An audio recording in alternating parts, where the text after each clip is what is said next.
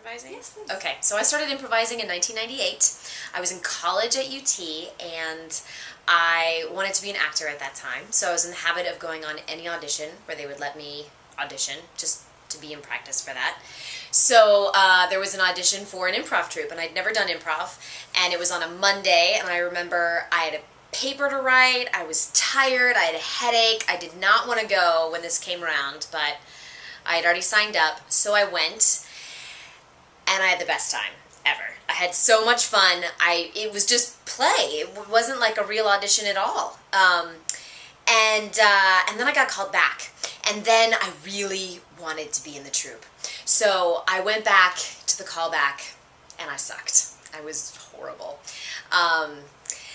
But somehow I got cast anyway, and that's when I met Shana. We met in that troupe, and that was the troupe that opened the Hideout downtown. We were called Austin Theater. So there was a scene going on that I was not in that really started to tank, and I remember being on the sidelines and thinking, oh, thank God I'm not in this scene, because it's going to score really low. And I thought that that's what improv was about at that time. And so the scene started off with like some bullies on a schoolyard, and it was just slowly collapsing.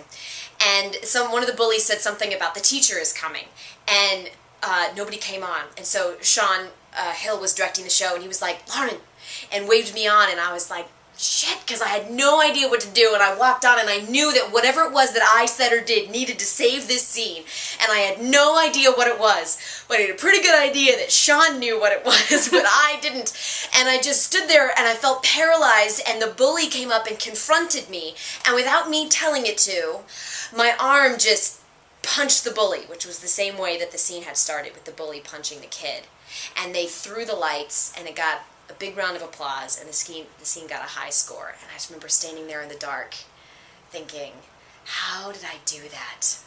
How do I do that again? Improv was the first thing of a handful of things that would come in life, but it was the very first thing that taught me the joy of living in the present moment, of what that really means.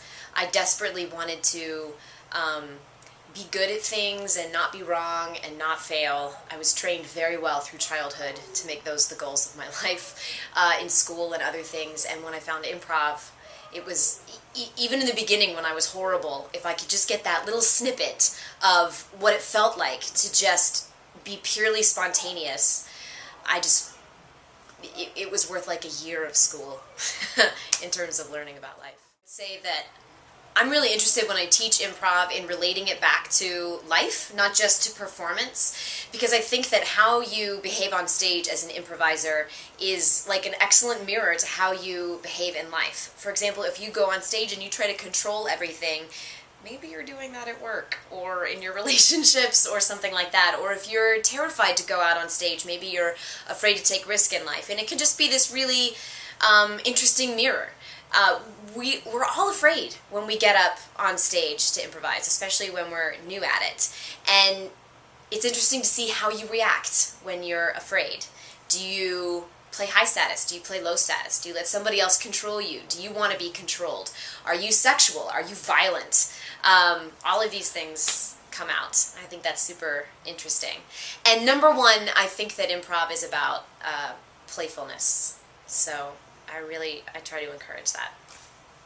Bring that out. We really make it a priority to create a safe, supportive atmosphere for people to take risk and have fun.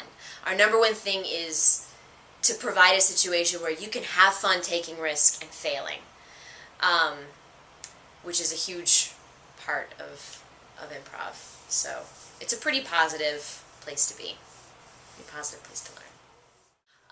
Well, I also teach yoga, so while I don't get new agey on anyone in class, I do find myself saying things like, breathe, more than any other teacher.